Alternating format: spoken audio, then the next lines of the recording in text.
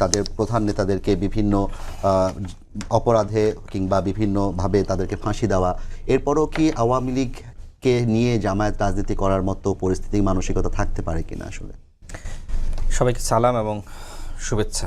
দেখেন, কেউ যখন আওয়ামী লীগ হয়ে যায় বা আওয়ামী লীগের চরিত্র ধারণ করে, তখন তো আওয়ামী লীগের লোকজন তার সাথে আসুক বা না আসুক, বরং সে নিজেই আওয়ামী লীগ হয়ে যায়। এই মুহূর্তে জামাত ইসলাম আওয়ামী লীগের চরিত্র ধারণ করেছে এবং জামাতের যিনি আমির, যেহেতু একসময় ছাত্রলীগের রাজনীতি করতেন, তার কথাবার্তা, আচরণ এবং দ্বিচারিতা আমারও প্রায় মনে হয় যে তিনি আসলে শেখ হাসিনার ভাষায় কথা বলছেন। যেমনিভাবে দিল্লিতে বসে শেখ হাসিনা রাষ্ট্রের বিরুদ্ধে, নির্বাচিত সরকারের বিরুদ্ধে চক্রান্ত করছে, ঠিক বাংলাদেশে বসে জামাত ইসলাম এই সরকারের পতন এবং এই সরকারকে ব্যর্থ করার জন্য চক্রান্ত এবং ষড়যন্ত্র করছে। আপনি একজন সাংবাদিক হিসেবে একজন ছাত্রলীগ নেতার ফেসবুক পোস্ট, তার টাইমলাইন আপনি একটু ঘুরবেন এবং পাশাপাশি পার্থক্য খোঁজার জন্য একজন শিবির নেতার টাইমলাইন বা ফেসবুক পোস্টগুলো আপনি চেক করে দেখবেন। ঠিক আওয়ামী লীগের যে অফিসিয়াল পেজ এবং জামাতের যে অফিসিয়াল পেজ, উভয়ই একই রকম বিএনপির বিরুদ্ধে বিষোদ্গার করছে। তার মানে কি? তার মানে জামাত ইসলাম এখন আওয়ামী লীগের চরিত্র ধারণ করেছে এবং আওয়ামী লীগের, দেখেন, আওয়ামী লীগের বিষয়ে জামাতের আমিরের যে আসলে মন্তব্য ছিল গণঅভ্যুত্থানের পরপর, তিনি বললেন যে আওয়ামী লীগকে সাধারণ ক্ষমা ঘোষণা করা হলো। সেই সময় আমি দেখেছি যে শিবিরের অনেক নেতা প্রতিবাদ জানিয়েছে যে আমাদের অনেক ভাই গুম হয়েছে, খুন হয়েছে, ক্রসফায়ারের শিকার হয়েছে, সেখানে কিভাবে জামাতের আমির এইভাবে আওয়ামী লীগকে তিনি আসলে সাধারণ ক্ষমা ঘোষণা করেন। অনেকে প্রতিবাদ করেছে, জামাতের অনেকেও প্রতিবাদ করেছে। জানি না এটি আসলে কৌশলগত ছিল কিনা। মূলত আমার কাছে মনে হয়েছে, যেহেতু ওই সময় জামাতের আমির বলছিল যে এক ফেসিবাদকে হটিয়ে আর এক ফেসিবাদকে ক্ষমতায় আনবো না, বিএনপি নব্য ফ্যাসিস্ট, তাও আবার গণ অভ্যুত্থানের এক সপ্তাহের মধ্যে, তাই না? তো এই যে জামাতের আমিরের আওয়ামী লীগের প্রতি প্রেম, ভালোবাসা, অতীতে যেহেতু তিনি ছাত্রলীগের রাজনীতি করেছেন, তাই না? তো সেই জায়গা থেকে তিনি মূলত এই আওয়ামী লীগের প্রতি ভালোবাসা তিনি দেখালেন যে আওয়ামী লীগের সবাই আমাদেরকে ভোট দেন। দেখেন, আমাদের এলাকায় আমি যেটি দেখেছি ঝিনাইদহ জেলাতে, সেখানকার গণ অভ্যুত্থানের পরপর সেখানকার জামাতের আমির, তার সাথে আমার কথা হয়েছিল। তিনি আমাকে বলছেন যে আওয়ামী লীগের লোকজন আমাদের প্রতি খুবই আসলে সহানুভূতিশীল, কারণ আমরা তাদেরকে আসলে এক ধরনের মানে নিরাপত্তা দিচ্ছি। বিভিন্ন জায়গায় আপনি খোঁজ নিয়ে দেখেন, জামাত বা শিবিরের লোকজন যে কাজটি করেছে, যেহেতু প্রশাসনের অনেক জায়গায় তাদের সোর্স আছে, থানায় সোর্স আছে, সেই জায়গায় যে সময় আওয়ামী লীগের কাউকে আসলে গ্রেপ্তার করতে গেছে, সেই সময় জামাত এবং শিবিরের নেতারা ফোন করে বলেছে যে বাসা থেকে সরে যান, এখন পুলিশ যাচ্ছে। অর্থাৎ জামাতের টার্গেটটা ছিল মূলত ক্ষমতায় আসা। এখন ক্ষমতায় আসার জন্য কার পতন হয়েছে, আর কে স্বৈরাচার, কে শেখ হাসিনার লোক, এইটা আসলে জামাতের আমির বাছবিচার করে নাই। তার একমাত্র টার্গেট ছিল ক্ষমতা। আর ক্ষমতায় যাওয়ার জন্য তিনি বিএনপি সম্পর্কে নানান ধরনের বয়ান সৃষ্টি করেছিলেন। এমনকি ওই সময় জামাত এবং শিবির ফেসবুকে এমন একটা তারা হাইপ সৃষ্টি করেছিল যে জামাত এবং শিবিরই ক্ষমতায় আসতেছে। দেখবেন ওই সময়কার ফেসবুকের যতগুলো জরিপ, এমনকি অনলাইনে যতগুলো জরিপ করেছে বিভিন্ন গণমাধ্যম, প্রত্যেকটা জরিপে কিন্তু জামাত এবং শিবির ক্ষমতায় চলে এসেছিল।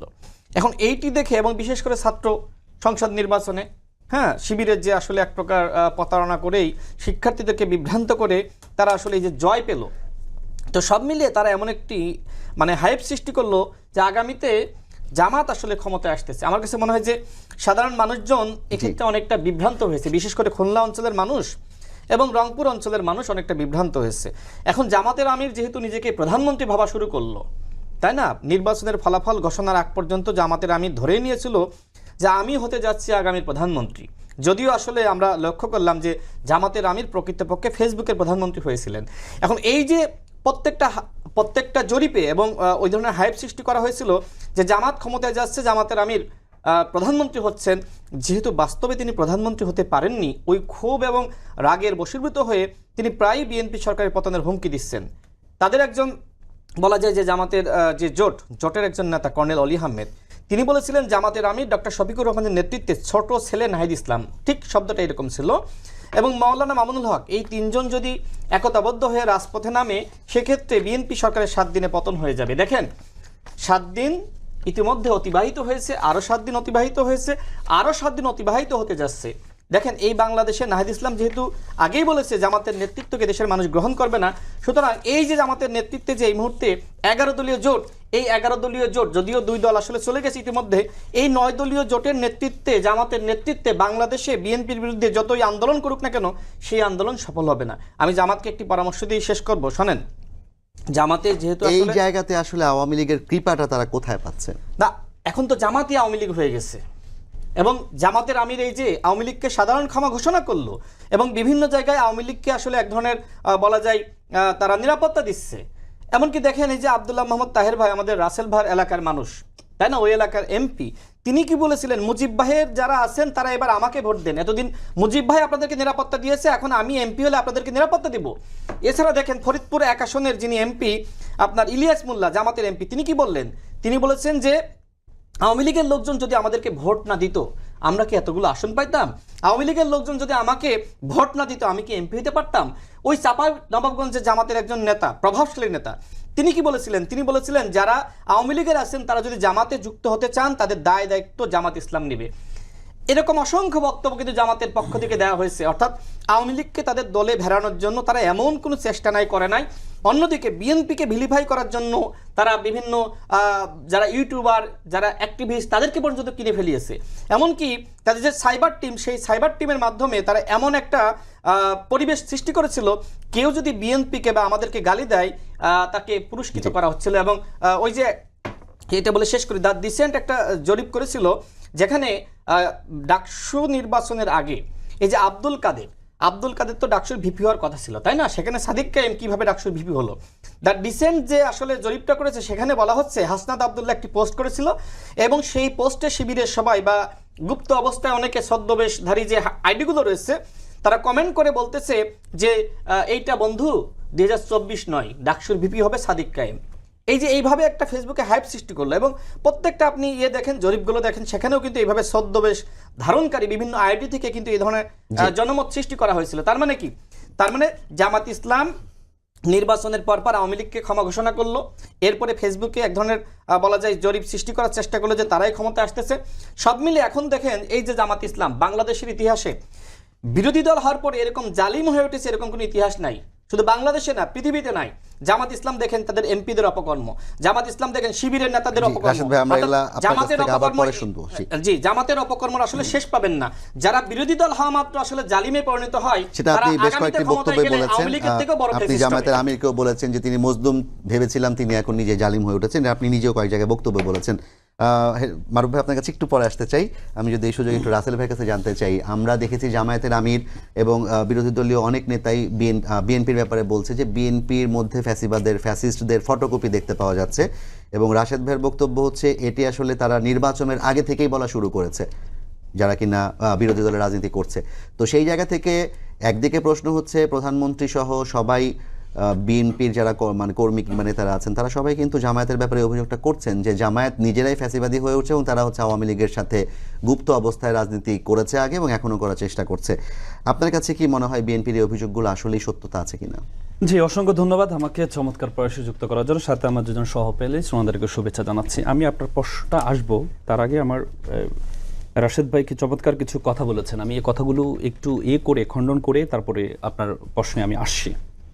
উনি বললেন, আপনাকে একটা পরামর্শ দিয়েছেন ছাত্রলীগ ও শিবির নেতাদের টাইমলাইন ফেসবুকটা দেখার জন্য।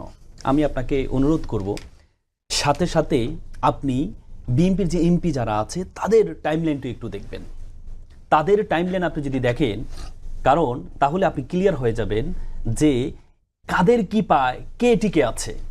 আমি রিসেন্টলি একটা বক্তব্য শুনেছেন, ঝালকাঠির যে এমপি জামাল সাহেব, উনি একটা ফেসবুক পোস্ট দিয়েছেন। আমি পোস্টটা একটু কোট অ্যান্ড আনকোট করে আপনাকে একটু যদি শোনাই। ঝালকাঠির বিএনপি এবং অঙ্গ সংগঠনের নেতাকর্মীরা খাই বন্ধ করার জন্য অনুরোধ করছি।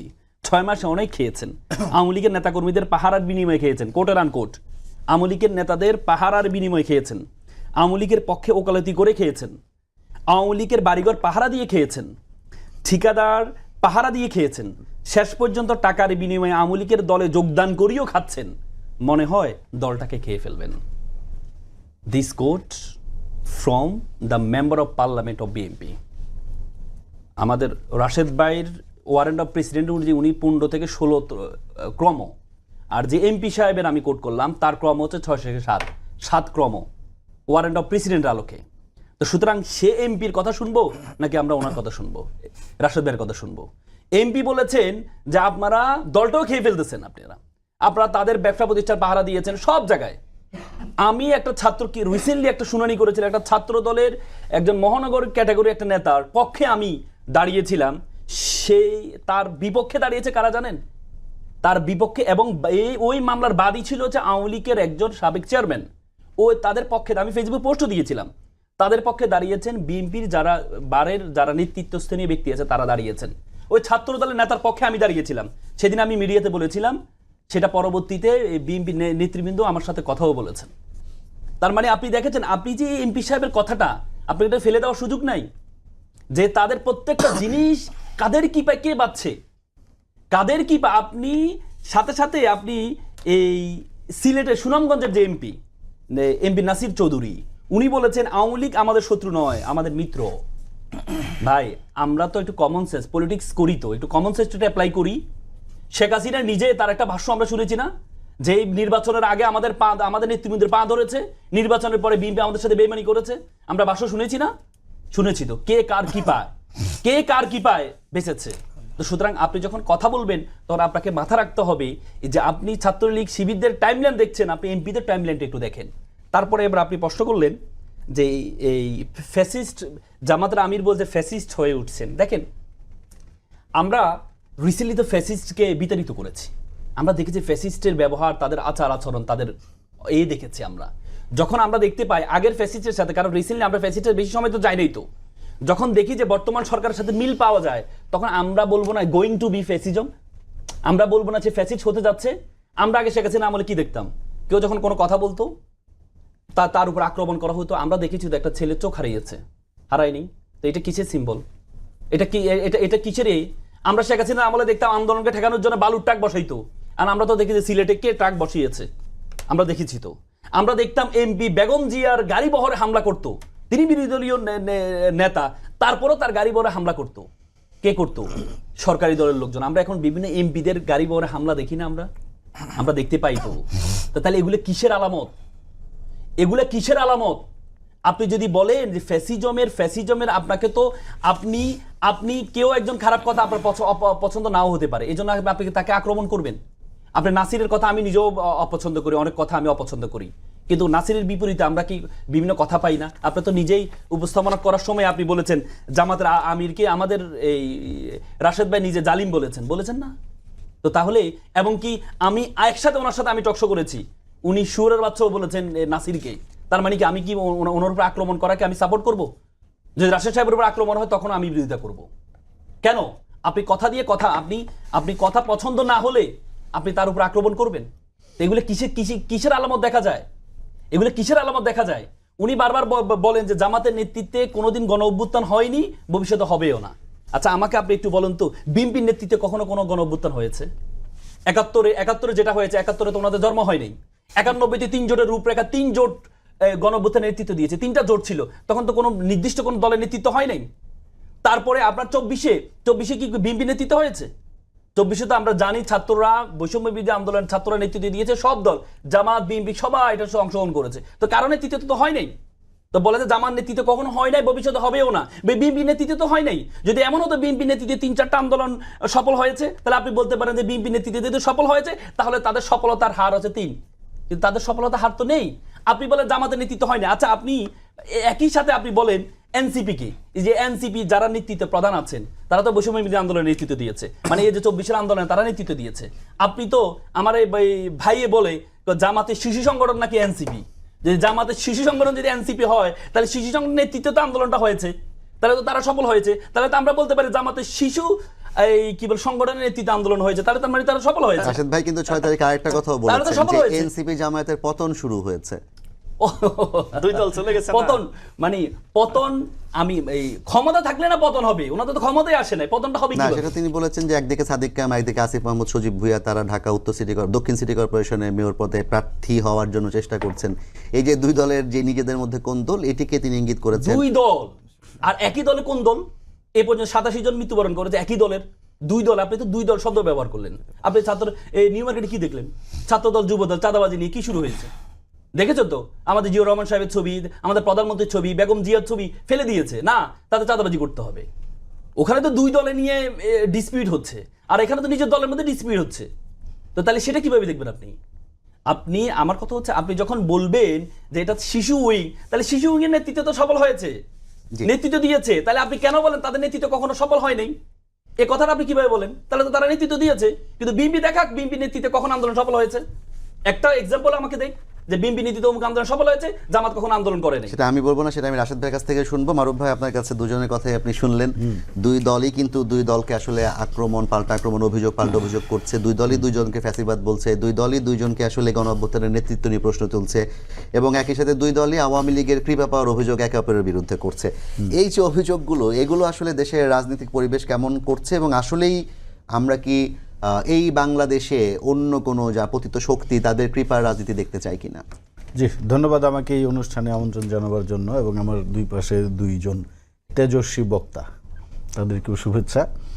তো আমি আপনার প্রশ্নের উত্তরের আগে মিস্টার মামুনের একটা কথা ধরে কথা বলতে চাই। আমার ধারণা আপনার মনে হয় 90 সালে জন্ম হয় নাই, বা এরপরে হয়েছে। জন্ম হয়েছে ওকে, মানে আপনি এরশাদ বিরোধী আন্দোলন দেখেছেন? না, জন্ম হয়েছে, দেখেন নাই। হ্যাঁ, এখন হয়েছে কি, ইতিহাসকে সঠিকভাবে একটু জানার চেষ্টা করবেন। আপনি যেটা বললেন যে বিএনপির নেতৃত্বে কোনো গণ অভ্যুত্থান হয়েছেন কিনা, 90-এর গণ অভ্যুত্থান বিএনপির নেতৃত্বেই হয়েছে, এবং খালেদা জিয়া সেটার অবিসংবাদিত নেত্রী ছিলেন, যেই কারণে তাকে, মানে আমি শেষ করি, এবং যেই কারণে তাকে আপসহীন নেত্রী বলা হয়। বরং 90-এর গণ অভ্যুত্থানে আপনাদের ইতিহাস আছে, আপনার দলের ইতিহাস আছে, এই 86-র নির্বাচনে আওয়ামী লীগের সঙ্গে হাত মিলিয়ে এরশাদের নির্বাচনে যাওয়ার। সেই পুরো আন্দোলনের নেতৃত্বে ছিল বিএনপির ছাত্রদল এবং খালেদা জিয়া, এবং তাকে সবাই অনুসরণ করেছে। এবং আপনার খেয়াল আছে কিনা, শহীদ মিনার থেকে সর্বদলীয় একটা মিছিল হওয়ার কথা ছিল, সেই মিছিলে শেখ হাসিনা যান নাই। আওয়ামী লীগ এবং জাসদের, এই যে শাহজাহান খান পরে যিনি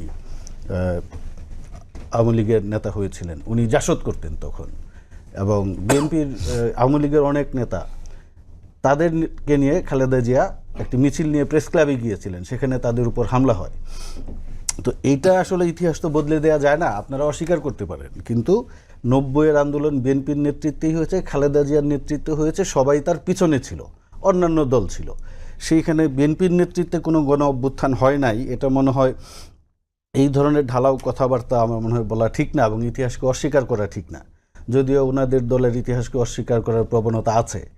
আমি ঢাকায় একসময় গণমাধ্যমে কাজ করতাম, আমি একদিন নির্বাচন কমিশনে গেলাম, সেইখানে তৎকালীন জামাতের যে সেক্রেটারি জেনারেল ছিলেন আলিয়া হোসেন মুজাহিদ, তখন ওনারা 4 দলীয় জোটের সঙ্গে আছেন, উনি সেইখানে একবার গণমাধ্যম কর্মীদের বলেছিলেন যে 71-এ কোনো যুদ্ধ অপরাধ সংঘটিত হয় নাই, বাংলাদেশে কোনো যুদ্ধ অপরাধী নাই।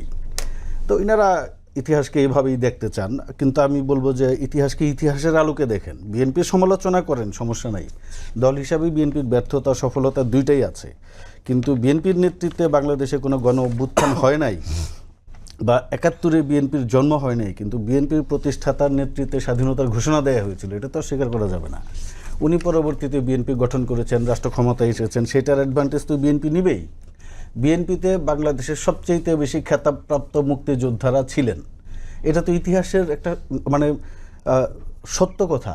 অবজেক্টিভলি দেখেন ইতিহাসকে, আপনি পার্শিয়ালি দেখেন না, তাহলে কি বিতর্ক শেষ হবে না, বিতর্ক আর নতুন বিতর্ক তৈরি হবে। আর আপনি যেটা বললেন, যে প্রশ্নটা ছিল যে দুই দলই কৃপা পাওয়ার চেষ্টা করছে কিনা, এইটা ভোটের রাজনীতিতে তো আসলে ধরেন আওয়ামী লীগ নাই, সেইখানে আওয়ামী লীগের বড় একটা অংশ আছে ভোটার, এটা ভোটের রাজনীতিতে হতেই পারে, এটা খারাপ কিছু না। কারণ নির্বাচন, ধরেন প্রত্যেকটা পলিটিক্যাল পার্টিরই তো লক্ষ্য থাকে ক্ষমতায় যাওয়া। ক্ষমতায় যাওয়া তো কোনো দলের জন্য কোনো খারাপ উদ্দেশ্য না, তারা ক্ষমতায় যাওয়ার চেষ্টা করবে, ভোটারদের মন জয় করার চেষ্টা করবে, ভোটারদের কাছে টানার চেষ্টা করবে, কে কোন দলের সমর্থক। এখন জামাতের কোনো এমপি প্রার্থী কি বিএনপি অধ্যুষিত এলাকায় গিয়ে নির্বাচনী প্রচারণা করবেন না? উনিও তো ওই এলাকায় গিয়ে বলবেন আমাকে ভোট দেন। বিএনপির লোকজনও তো আওয়ামী বা জামাত অধ্যুষিত এলাকায় গিয়ে বলবেন যে আমাদের ভোট দেন। রাশেদ কি যায় নাই? গিয়েছে অবশ্যই। না, গোপালগঞ্জেও তো বিএনপি নির্বাচন করেছে, জয়ী হয়েছে। তো এই এখন গোপালগঞ্জে তো এক সময় দেখতাম যে 90% পর্যন্ত 1 লাখ ভোটের মধ্যে দেখা গিয়েছে 90,000 ভোট শেখ হাসিনা পেয়েছেন, তার প্রতিদ্বন্দ্বী ধানের শীষের পেয়েছেন 10,000 ভোট। তো বিএনপি ওখানে গিয়ে ভোট চায় নাই। এটা রাজনীতির একটা সহজাত প্রবণতা, কিন্তু সমস্যাটা হচ্ছে যখন দোষারোপের রাজনীতিটা শুরু হয়। হ্যাঁ, আপনি খুব ডেলিভারিটলি দেখবেন এই যে 6ই আগস্টের পরে জামাতের লোকজন বলা শুরু করলো যে আমরা এক ফেসিস্টকে বিদায় করে আরেক ফেসিস্টকে আনতে চাই না। উনি ফেসিস্টদের অনেক লক্ষণ নমুনা বললেন, কিন্তু তখন তো বিএনপি ক্ষমতাই নেই, বিএনপি কিভাবে ফেসিস্ট হবে? বরং আমি বলতে পারি যে জামাত বিএনপিকে ফেসিস্ট হতে প্রভোগ করছে কিনা, উস্কানি দিচ্ছে কিনা। জামাত হয়তো বা চিন্তা করছে যে এই রাজনৈতিক স্টেবিলিটি জামাতের পছন্দ হচ্ছে না। কারণ ঐতিহাসিকভাবে যদি জামাতের রাজনীতি বিবেচনা করেন, জামাত সবসময় জনগণের বিপক্ষে অবস্থান নিয়েছে, মোমেন্টামটা ধরতে পারেনি। 47-এর দেশ বিভাগের বিরোধিতা করেছে, 71-এর স্বাধীনতার বিরোধিতা করেছে, 86-র নির্বাচনে তারা এরশাদের সঙ্গে গিয়েছে, জনগণের বিপক্ষে অবস্থান নিয়েছে। তারা বলে বটে 91-এ তারা সমর্থন দিয়ে সরকারকে, বিএনপিকে ক্ষমতায় এনেছে। আবার সঙ্গে সঙ্গে আওয়ামী লীগের সঙ্গে হাত মিলে তো 170 দিন হরতাল করছে না? 96 আওয়ামী লীগের, হ্যাঁ সেটাই তো বলছি, 96 আওয়ামী লীগের সঙ্গে হাত মিলে নির্বাচন করছে না। আমি আপনার অনুষ্ঠানে আরেকদিন বলে গিয়েছিলাম, বাংলাদেশে যে ফেসিবাদের সূচনা, আওয়ামী ফেসিবাদের সূচনা, সেটার সূচনা 96 সালে হয়েছে। আওয়ামী লীগ রাজনীতিতে ফিরে আসার সুযোগ পেয়েছে। আপনি যদি বিষয়টা রাজনীতির বাইরে থেকে একজন নিরপেক্ষ দর্শক হিসেবে বিবেচনা করেন, আওয়ামী লীগ বাংলাদেশে ফিরে আসলো কিভাবে? 96 নির্বাচনেই তো। কিন্তু 96-তে তো তত্ত্বাবধায়ক সরকার ব্যবস্থাটাও, যেটা কিনা বিএনপি জামায়াত সহ সবারই লক্ষ্য ছিল, কিংবা তারা এখনো এটা পছন্দ করছে নির্বাচনের জন্য, সেটাও তো হয়েছে। না, তত্ত্বাবধায়ক সরকারটা হয়েছে, কিন্তু সেইটা তো বিএনপি মেনে নিয়েছে শেষ পর্যন্ত। কিন্তু আপনার এই যে সবসময় যে জামাতের যে জনগণের বিপক্ষে বা জামাতের রাজনীতির একটা লক্ষ্য হতে পারে, যেহেতু 71 সালে তাদের একটা ভূমিকা আছে, স্বাধীনতার বিরোধিতা, সবসময় তাদের মধ্যে একটা টেন্ডেন্সি থাকে যে আপনার আওয়ামী লীগের দিক থেকে কোনো একটা রিকগনিশন পাওয়া যায় কিনা বা লেজিটিমেসি পাওয়া যায় কিনা। কারণ দেখেন হিস্টোরিক্যালি আপনি দেখেন পয়েন্টগুলিতে তারা সবসময় আওয়ামী লীগের সঙ্গে ঘেঁষে। বা 2008-এর নির্বাচনের যে রিজভী ভাইয়ের যে কথাটা বললেন যে 8-এর নির্বাচনে, ওই সময় যারা আমরা ঢাকায় গণমাধ্যমে কাজ করেছি আমরা সবাই জানি জামাতের পীড়াপিড়িতে সেই নির্বাচনে যেতে জোট বাধ্য হয়েছিল। কারণ কি? জামাত হয়তো বা চিন্তা করেছিল যে ওই সময় তো আসলে আপনি এক ধরনের অস্বস্তিকর একটা পরিবেশে নির্বাচন হচ্ছিল, অন্তর্বর্তীকাল এবং মূলত তখন বিএনপি আওয়ামী লীগের নেতাদেরকেই গ্রেফতার করা হয়েছে, জামাতের কাউকে গ্রেফতার করা হয় নাই। এবং তারা তখন বলার চেষ্টা করলেন, ক্রেডিট নেওয়ার চেষ্টা করলেন যে আমাদের কারো বিরুদ্ধে দুর্নীতি নাই, দুর্নীতির যদি সুযোগ থাকতো তাহলে আমাদেরকে অ্যারেস্ট করতো। কিন্তু আমি যেটা বললাম যে এরা যে রাজনীতির মোমেন্টামটা বুঝতে পারে না। জামাতের মূল প্রবলেম হচ্ছে এরা পলিটিক্স বোঝে না, এটা সত্য কথা। তারা বুঝতে পারে নাই এই অন্তর্বর্তী ফখরুদ্দিন মঈনুদ্দিনের সরকার আমাদেরকে গ্রেফতার করছে না বটে, কিন্তু তাদের জন্য যে ফাঁসির দড়ি তৈরি হচ্ছে এটা তারা বুঝতে পারে নাই। তারা ওইটাতেই খুশি হয়ে গেছে যে আমাদেরকে অ্যারেস্ট করছে না।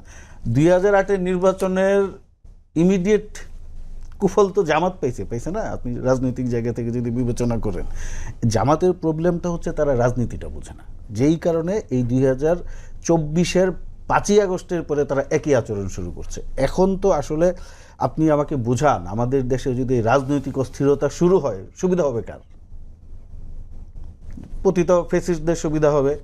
কিন্তু সেই জায়গায় জামাত মরিয়া হয়ে গিয়েছে দেশের ভিতরে একটা অস্থিতিশীল পরিস্থিতি তৈরি করা। উনি যেটা বলেছেন যে জামাতের লোকজনের উপর বিভিন্ন জায়গায়, সুনামগঞ্জে বিভিন্ন জায়গায় বিএনপির লোকজন হামলা করছে। কেন করছে? কারণ তারা তো প্রভোগ করছে বিএনপিকে উস্কানি দিচ্ছে, এমন পর্যায়ে কথাবার্তা বলছে যেন বিএনপি হামলা করে। এখন বিএনপির লোকজন তার সব ফেরেস্তা না। জামাত যেমন দাবি করে সৎ ও মেধাবীদের দল, তারপরে সৎ লোকদের দেখি বিভিন্ন ভিডিও টিডিও ধরা পড়ে, হ্যাঁ, নানা কীর্তিকলাপ সামনে চলে আসে। তো এইখানে ধরেন বিএনপি তো এরকম সৎ ও মেধাবীদের দল না তাদের ভাষায়। তখন তাদেরকে যখন আপনি উস্কানি দিবেন, তাদের থেকে তো রিয়েকশন আসবে, এটা জামাত জানে, পরিকল্পিতভাবেই করছে তারা। এই যখন আপনার রিয়েকশনটা আসবে তখন কী হবে? অস্থিরতা তৈরি হবে। জামাত হয়তো বা মনে করে এই অস্থিরতা তৈরি হলে একটা মধ্যবর্তী নির্বাচন হবে, তারা ক্ষমতায় যেতে পারবে। নো, তারা আবার ভুলের মধ্যে পড়ছে। তারা একটা মিথ্যা স্বপ্নের মধ্যে পতিত রয়েছে। মধ্যবর্তী ধরেন কোনো কারণে যদি বাংলাদেশে অস্থিরতা তৈরি হয়, রাজনৈতিক অস্থিরতা তৈরি হয়, এবং মধ্যবর্তী যেটা রাশেদ, ডক্টর অলি আহমেদ, কোট করে বললেন যে এই জামাত এবং মামুনুল হক এবং এই যে নাহিদ এরা এক হলে 7 দিনের মধ্যে সরকার পড়ে যাবে। আর ভাই আপনি কিসের সরকার ফালাবেন? আপনারা তো 5ই আগস্টের আগে একসঙ্গে আন্দোলন করতেন না, ফ্যাসিস্ট বিরোধী লড়াই করছেন না। এখন বিএনপি রাষ্ট্র পরিচালনায় কি কি ভুল করছে ওগুলো সমালোচনা করেন, পরবর্তী নির্বাচনের জন্য অপেক্ষা করেন। সেই নির্বাচনে জনগণ ডিসাইড করবে কাকে ভোট দিবে। বিএনপি যদি যথাযথভাবে রাষ্ট্র পরিচালনা করতে না পারে বিএনপিকে ভোট দিবে না, সমস্যা নেই তো কোনো। তাহলে তো ওনারা তো সেই পর্যন্ত অপেক্ষা করতে চাচ্ছে না, তারা তো শেখ হাসিনার কায়দায় কথা বলছেন। 91 সালে আপনার নির্বাচনে হারার পরে শেখ হাসিনা বলেছিল সূক্ষ্ম কারচুপি হয়েছে এবং একদিনের সরকারকে শান্তিতে থাকতে দিবে না। 2001-এ বলেছে যে ইলেকশন ইঞ্জিনিয়ারিং হয়েছে এবং শুরু থেকেই সরকারকে একটা মানে কি বলবো যে অস্থির অবস্থায় রাখা, একটা সমালোচনার মুখে রাখা। সমালোচনা করবেন কিন্তু সেটা কি আপনি পজিটিভ সমালোচনা করে ভোটারদেরকে কাছে টানার চেষ্টা করবেন। কিন্তু এইখানে ওনারা যেভাবে হুমকি দমকি দিচ্ছেন, ফ্যাসিস্ট হয়ে যাচ্ছে, 7 দিনের মধ্যে সরকার ফেলে দিব, এই করব ওই করব, এগুলা তো আসলে রাজনৈতিক অস্থিরতাটাকে তারা আবার আমার মনে হচ্ছে ডেকে আনছেন। তারা মনে করছেন যে তাদের মনে হয়তো একটা স্বপ্ন জাগতে পারে যে ঠিক আছে বিএনপি ফেল করলে বাংলাদেশে যেহেতু এখন অন্য কোনো বড় রাজনৈতিক দল নাই আমরা এই ক্ষমতায় চলে আসব। কিন্তু যদি না আসেন, রাজনীতিতে তো সুনিশ্চিত কথা বলে কিছু নাই, কিন্তু যদি না আসে সুযোগ নিবে কারা? পতিত ফ্যাসিস্টরা। এই ফ্যাসিস্টদের ফিরিয়ে আনার জন্য যা যা করা দরকার আমার মনে হয় জামাত তাই করছে। মারুফ ভাই আপনাকে ধন্যবাদ। রাশেদ ভাই, মারুফ ভাইয়ের প্রশ্ন মানে কথা দিয়ে আপনাকে একটু জানতে চাই, এই যে ভাই একটা আশঙ্কা প্রকাশ করেছেন যে জামায়াত ইসলামী যেভাবে রাজনীতি করছে রাজনীতির সুযোগ আওয়ামী লীগ কিংবা পতিত ফ্যাসিস্টরা নিতে পারে, এবং আমরা কিন্তু দেখছি গত কয়েকদিন ধরে আমরা বিভিন্ন ধরনের বোমা বিস্ফোরণ কিংবা বোমা পাওয়া, অথবা আজকে সাভারে যেটা হয়েছে, সাভারে একটা বাড়ি থেকে বিপুল পরিমাণ বোমা সহ আমরা দেখেছি যে কিছু গোষ্ঠী যারা কিনা বাংলাদেশকে অস্থিতিশীল করতে চায়, মৌলবাদী গোষ্ঠী, তাদের একটা অংশ সেখানে পাওয়া গেছে বলে কিছুটা আমরা শুনেছি। সো এই যে এই মুহূর্তে যদি সরকার এবং বিরোধী দল একে অপরের বিষোদ্গার করতে থাকে রাজনীতির মাঠে, যদি এগুলো নিয়ে গরম করতে থাকে, তাহলে অন্য যে দলগুলো আছে, শুধু তো আওয়ামী লীগই না, আসলে এখানে আরও ধরনের অ্যাক্টিভিস্ট কিংবা আরও অনেক ধরনের কাজ করার লোকজন আছে, তারা কি আসলে সুযোগ নেওয়ার চেষ্টা করা শুরু করেছে কিনা? দেখেন, অবশ্যই আওয়ামী লীগ তো সুযোগ নিতে চেষ্টা করবে, এবং আওয়ামী লীগ আসলে নানান বেশে এক্সট্রিমিস্ট যে গোষ্ঠীগুলো আছে সেগুলোর কোনো ধরনের সম্ভাবনা তৈরি হচ্ছে না। আওয়ামী লীগ নানান বেশে আসলে ফিরে আসার চেষ্টা করবে। তারা নিজেরাই কখনো এক্সট্রিমিস্ট হওয়ার চেষ্টা করবে, কখনো জামাতের মধ্যে, জামাতের মিছিলের মধ্যে ঢুকে পড়ার চেষ্টা করবে। এই যে সর্বশেষ জামাতের আমিরের নেতৃত্বে সচিবালয়ে যে মাপ সৃষ্টি করা হলো, সেখানে আমরা দেখলাম যে জামাতের আরেকজন এমপিকে তিনি থাপ্পড়ও মারলেন। হয়তো তার কাছে কোনো তথ্য ছিল যে ওই এমপি হয়তো সচিবালয়ে আগুন ধরিয়ে দিবে বা সচিবালয়ের গেট ভেঙে ঢুকে সেখানে এমন কিছু করবে যেটা আসলে জামাতের রাজনীতির সাথে যায় না। তো নানান ঘটনা আসলে ঘটতে পারে, নানান তথ্যও তার কাছে থাকতে পারে। কেন থাপ্পড় মারলো আমি সেটা জানতে চাই জামাতের আমিরের কাছে। আচ্ছা, রাষ্ট্রপতি নির্বাচনে প্রার্থী দিবে না, আবার দিল। জামাত ইসলামের পক্ষ থেকে কি বলা হয়েছিল? রাষ্ট্রপতি নির্বাচনে আমরা প্রার্থী দিব না। জামাত যে কিভাবে আসলে দ্বিচারিতা করে, নিজের অবস্থান ধরে রাখতে পারে না, অর্থাৎ জামাতের মধ্যে সবসময় অস্থিরতা কাজ করে যে আমি এই কাজটি করছি, এই বক্তব্য দিচ্ছি, এটা কি সঠিক? দেখবেন সকালবেলা জামাত এক কথা বলে, সন্ধ্যাবেলা আর এক কথা। ফজরের নামাজ পড়ে তারা পল্টি নেয়। এই যে জুলাই জাতীয় সনদে স্বাক্ষর করলো তো, কিন্তু সন্ধ্যায় কি বলেছিল? জামাতের পক্ষ থেকে বলা হলো পিয়ার ছাড়া জুলাই জাতীয় সনদে আমরা স্বাক্ষর করব না। তো জামাতের দ্বিচারিতা নিয়ে যদি আপনি কথা বলতে যান তাহলে তো বছরের পর বছর লাগবে, ঘন্টার পর ঘন্টা বলেও শেষ হবে না। কারণ 47 থেকে জামাতের দ্বিচারিতা শুরু হয়েছে। ওই সময় ব্রিটিশদের নগ্ন দালালি করেছে, তারা পাকিস্তান চায়নি। অথচ সেই জামাতের লোকজন এখন বলে পাকিস্তান ছিল জামাতের ইমোশনের নাম। আর যখন বাংলাদেশ স্বাধীন হচ্ছিল তারা বলছিল যে অখণ্ড পাকিস্তান। যারা পাকিস্তান চাইল না তাদের কাছে আবার 71-এর সময় হয়ে গেল ইমোশনের নাম। এখন আবার তারা মানে বলা যায় যে পরবর্তীতে দেশ স্বাধীন হওয়ার পরে তাদের আবার এরশাদ হয়ে গেল ইমোশনের নাম, এরশাদের অধীনে নির্বাচনে চলে গেল। এই প্রসঙ্গগুলো মারুফ ভাইও বলেছেন। এক্স্যাক্টলি বলেছে, কিন্তু আমাকে বলতে হবে। এরপরে আওয়ামী লীগ হয়ে গেল জামাতের কাছে ইমোশনের নাম। আওয়ামী লীগের সাথে বিএনপির বিরুদ্ধে 170 দিন হরতাল করলো। এরপরে আপনার একসাথে তারা নির্বাচনে যাওয়ার জন্য চেষ্টা চালালো, যদিও ওই সময় মানুষ সমালোচনা করেছিল, যে কারণে যুগপৎ আন্দোলন করলো বিএনপির বিরুদ্ধে। তো এরকম জামাতের অসংখ্য দ্বিচারিতা দেখেন, তারা শরিয়া আইন নিয়ে দ্বিচারিতা করছে, বিদেশিদের সাথে বৈঠক করে বলছে আমরা কোথায় বলেছি ক্ষমতায় গেলে শরিয়া আইন কায়েম করব, তাই না? আর জাতীয় সংসদে এখন বলছে আল্লাহর আইন চাই, কোরআনের আইন চাই। যারা ইসলাম নিয়ে শরিয়া আইন নিয়ে দ্বিচারিতা করে তাদের তো বাংলাদেশে রাজনীতি করারই অধিকার দেওয়া উচিত না। হ্যাঁ, আমরা যারা মধ্যমতি রাজনীতি করি, অনেক রাজনৈতিক বাহাস হবে, সমালোচনা হবে, আলোচনা হবে।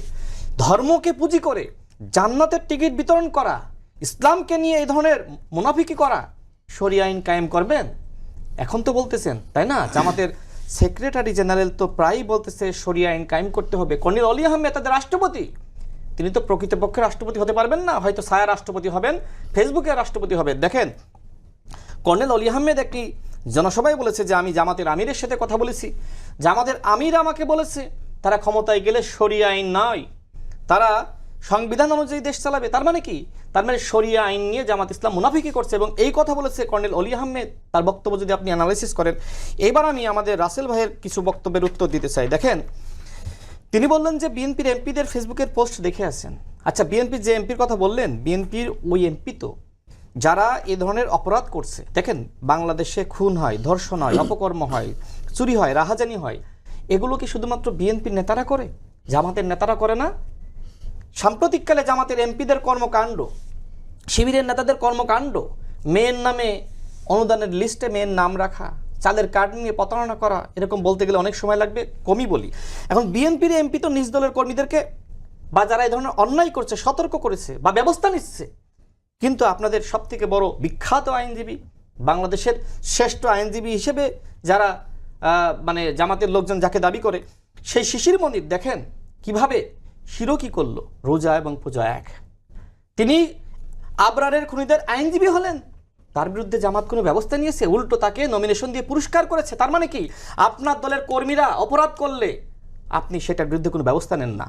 দেখেন, জামাতের সাবেক একজন নেতা এখন অন্য আরেকটি দল করে, গতকাল নিয়েছে সাতক্ষীরার এমপিকে তো দল থেকে বহিষ্কার করেছে। গতকাল তার সাথে গত কয়েকদিন আগে একটি টক শোতে ছিলাম, সে আমাকে বলছে জামাত এই প্রথম, জামাত এবং শিবিরের মধ্যে অসংখ্য নেতাকর্মী অপকর্ম করে, এই প্রথম একটা ব্যবস্থা নিয়েছে।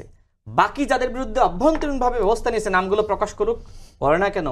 কারণ দেখা যাবে জামাত এবং শিবিরের মধ্যে এরকম অসংখ্য হাজারো নেতাকর্মী রয়েছে যারা অপকর্ম করেছে। এখন আপনাদের দলের কেউ যখন কোনো একজন নারীর সাথে পরকীয়া করে, আপনারা অভ্যন্তরীণ বিচার করে বিয়ে পড়িয়ে দেন, তাই না? এগুলো আপনারা সামনে আনেন না।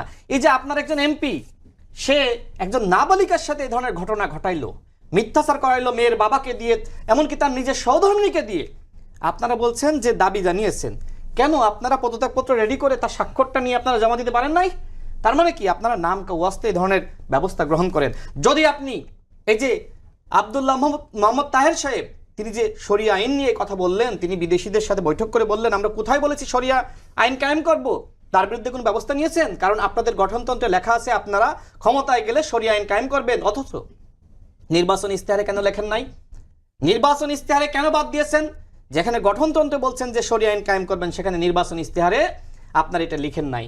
আপনারা আব্দুল্লাহ মোহাম্মদ তাহেরের বিরুদ্ধে কেন ব্যবস্থা নিচ্ছেন না? শিশির মন্দিরের বিরুদ্ধে কেন ব্যবস্থা নিচ্ছেন না? আচ্ছা, এরপরে উনি বললেন যে শেখ হাসিনার বক্তব্য, জামাতের রাজনৈতিক দেউলিয়াত্ব এত নিম্ন পর্যায়ে গিয়েছে যে শেখ হাসিনার বক্তব্য দিয়ে উদাহরণ দিতে হয়। শেখ হাসিনা বলেছিল যে বিএনপির লোকজন নাকি আমাদের পায়ে ধরেছে। আপনারা কি তাহলে শেখ হাসিনার ওই বক্তব্যকে স্বীকার করছেন? তাহলে শেখ হাসিনা যে বলছে যে আমি কোনো অন্যায় করি না, অপরাধ করি না, এইটা কোনো কোটেশন দিচ্ছেন? জি রাশিদ ভাই, আমাদের সময় শেষ হয়ে শেষ করে আমাকে 2 মিনিট সময় দেন। 1 মিনিটে শেষ। এরপরে আজকে দেখলাম জামাতের আরেকজন এমপি মাসুদ সাইদি, তিনি ফেসবুকে পোস্ট করেছেন ভারতীয় সাংবাদিক সুবীর ভৌমিকের একটি বক্তব্য তিনি প্রচার করেছেন। এরপর রুমিন ফারহানা আপা সেটা শেয়ার করেছেন। তার মানে কি আজকে যারা স্বতন্ত্র এমপি রয়েছে, যারা জামাতের এমপি রয়েছে, যারা আসলে আপনার মানে জামাত জোটের এমপি রয়েছে, তারা এখন ভারতীয় সাংবাদিকদের বক্তব্যকে প্রচার করছে। স্বরাষ্ট্রমন্ত্রীকে নিয়ে এই ভারতীয় সাংবাদিক যে বিষোদ্গার করেছে আজকে, তার মানে কি? তার মানে আমি মনে করি যে একটা কথা আছে না, যে ভারত যার সমালোচনা করে সে সঠিক পথে আছে। আমাদের ডাক্তার জাহিদুর রহমানকে নিয়ে যে কাণ্ডটা ভারত ঘটালো, তাকে একসময় বলা হতো যে তিনি ভারতপন্থী। তার মানে কি? যে ভারতপন্থী হবে তার বিরুদ্ধে কি আসলে ভারত এই ধরনের ব্যবস্থা গ্রহণ করে বা এই ধরনের যেটি ঘটিয়েছে ন্যাক্কারজনক? ঠিক একইভাবে স্বরাষ্ট্রমন্ত্রীকে যে আপনারা নানান ধরনের কটাক্ষ করেন আর ভারতীয় সাংবাদিক স্বরাষ্ট্রমন্ত্রীর বিরুদ্ধে বলেছে, তার মানে কি স্বরাষ্ট্রমন্ত্রী সঠিক পথে আছে। আচ্ছা, এরপরে তিনি বললেন যে একটা ছেলে এক চোখ হারিয়েছে। দ্য ডিসেন্ট তারা সেখানে দেখিয়েছে। আমাদের বাকি দুজনকে না, একটু আমাকে বলতে এক দিতে মিনিটে হবে। শেষ করি, এক মিনিটে একটু শেষ করি, 30 সেকেন্ডে শেষ করেন, না please। এক মিনিটে শেষ করি। দেখেন দ্য ডিসেন্ট যে আপনার ইয়েটা প্রকাশ করেছে, সেখানে বলছে যে ছবি সার্জিস আলম শো তারা প্রকাশ করছে যে ছাত্র দলের একজন নেতা তাকে মারতেছে, এটা ভুয়া ছবি। তার মানে কি ওই ছেলে অবশ্যই তার চোখে যে আঘাত লেগেছে, এর জন্য আমরা মনে করি যে আমরা অবশ্যই মনে করি এই ঘটনার তদন্ত তাকে কি হওয়া ধরতে দরকার। পারা গেছে যে না, আঘাত এখনো করেছে? পর্যন্ত কে এই ঘটনা ঘটিয়েছে, কোথায় ঘটেছে, এটা কোন ছবি, ভিডিও ফুটেজ বা সিসিটিভি ফুটেজ এখনো পর্যন্ত এনসিবি বা জামাত দেখাইতে পারে নাই।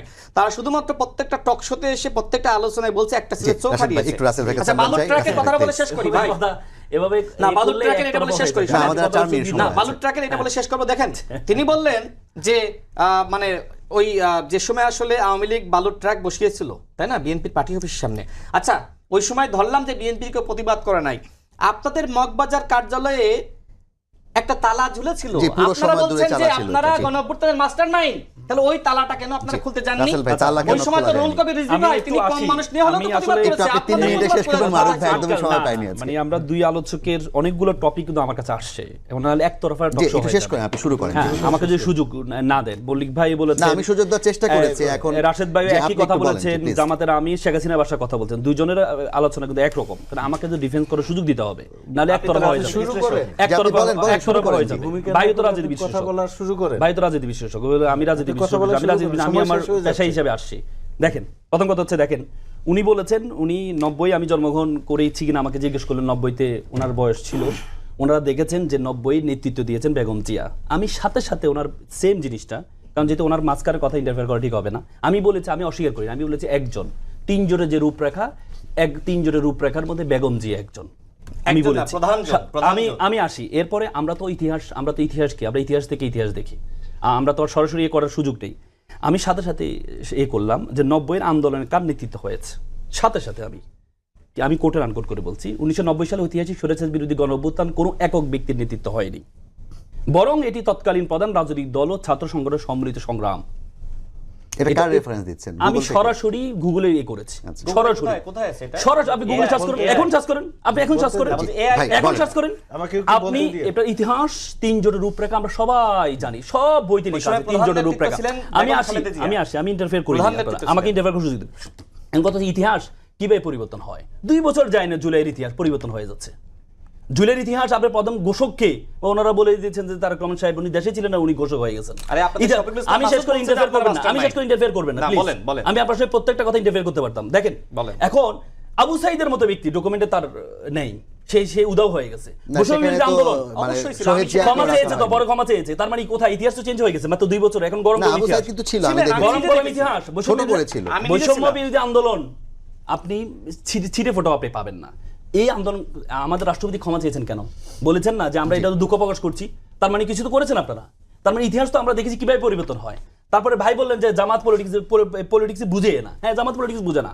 1991 সালে প্রথম ক্ষমতার স্বাদ, জামাত কোনো স্বার্থবিহীন যখন একক ক্ষমতা আসতে পারছে না, বেগম জিয়াকে সেই স্বাদটা সুযোগ করে দিয়েছিলেন। সেদিন একটা কমিটমেন্ট, 3 জনের রূপরেখার একটা কমিটমেন্ট ছিল, সে কমিটমেন্ট ছিল তত্ত্বাবধায়ক সরকার যুক্ত করা সংবিধানে। সেদিন তত্ত্বাবধায়ক সরকার এই ক্ষমতা আসার পর সেটি অস্বীকার করেছে। সেদিন এই ছিল যে নির্বাহী ব্যক্তি বিচার বিভাগ আলাদা করা একটা কমিটমেন্ট ছিল, সেই কমিটমেন্ট অস্বীকার করেছিল। এই জন্যই জামায়াত হচ্ছে আওয়ামী লীগের সাথে পরবর্তীতে পরিবর্তন আন্দোলন করেছে, জোটে যায় না, একসাথে আন্দোলন করেছে। এর আগে 91-তে জামাত যেভাবে আন্দোলন করেছে, সব কোন জোটে না গিয়ে একসাথে আন্দোলন করেছে, 96-তে আন্দোলন ভাই, করেছে। একবারকে একটু বলবেন, পরবর্তীতে জামায়াতকে আমি তো আওয়ামী শেষ লীগের করি। রিকগনিশনের আমাকে চেষ্টা একটু সুযোগ করেন। করে না, দিতে আমাদের হবে। 1 মিনিট না, সময় না, আছে। আমাকে আমি তো যদি সময়ের বেশি যেতে পারবো না, সময় তো শেষ হয়ে যাবে। ডিফেন্ড করার সুযোগ না দেয়, তাহলে এই আলটিমেটলি একতরফা হয়ে যাবে। এখন আমি তো চেষ্টা করেছি আপনাকে বলতে একতরফা হবে, হয়ে যাবে, আপনি একতরফা একটু হয়ে শেষ যাবে। করতে হবে, আমাদের সময়ের তো তাহলে ঘাটতি আছে। 91-তে প্রথমবারে তারপরে সে অনেক বলেছে। এই বলে যে স্বৈর শাসকের এইটা শুরু হয়েছে, শেখ হাসিনার সুযোগটা করে দিয়েছে কে? আপনি কে এম হাসানের বয়স বাড়িয়ে আপনি সুযোগ করে দিয়েছিলেন সেদিন। আপনি 2 বছর কে এম হাসান ছিল বিএনপির আইন বিষয় সম্পাদক, তখন তো আপনি জামাত তাকে জোটে তত্ত্বাবধায়ক ছিল, সরকারের বের হয়ে প্রধান যায় নাই বানানোর জন্য, কেন? তত্ত্বাবধায়ক সরকার মন্ত্রিত্ব প্রধান ছাড়ে বানানোর নাই জন্য কেন? না শুরু হয়েছে, আপনি তো বললেন যে বিএনপি সেদিন যে জামাতের